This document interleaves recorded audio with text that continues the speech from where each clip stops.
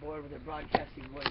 A broadcasting voice. Well, now this would be a broadcasting voice. Before I was just talking normal. Let's take a look. I'm going to read out of this book that I wrote a bunch of scribbling crap in. You know, I wasn't really paying much attention to what I was doing.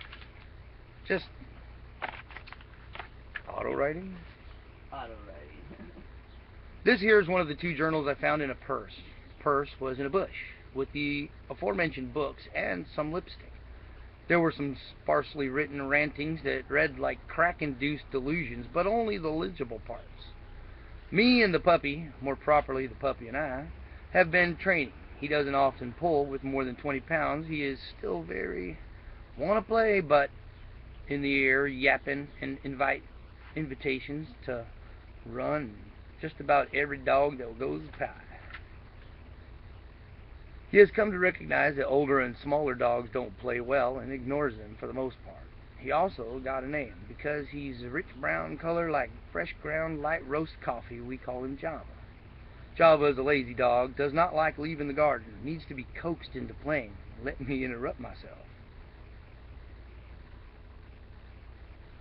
Hard to read this because I got it wet. It's Java's baby book. Java got this big ass knuckle bone. He don't pay it much attention unless another dog comes around. Then he's all about, hey, that's mine. He can't spell either. I tossed it next to the gate where Rook and Tiva can smell it. Their noses followed it to rest, and their eyes looked at me like, Really? up and to the left.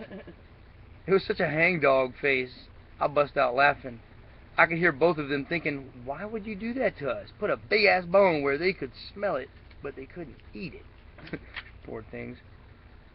Last Thursday was poetry night. I was going to recite all the responses to my poem were the same. I don't get it.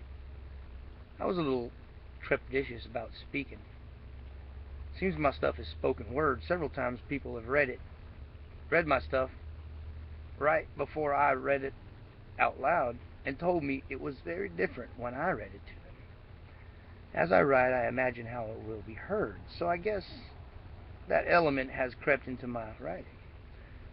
Next Thursday I'll do or die. I'll read the damn thing. I've read worse poems in public. The Midnight Libation comes to mind.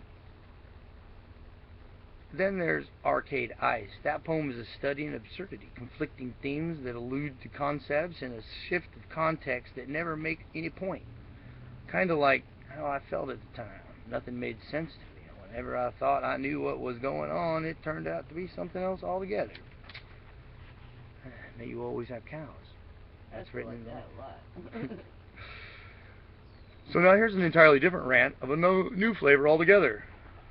I'm going to actually start this on a second recording.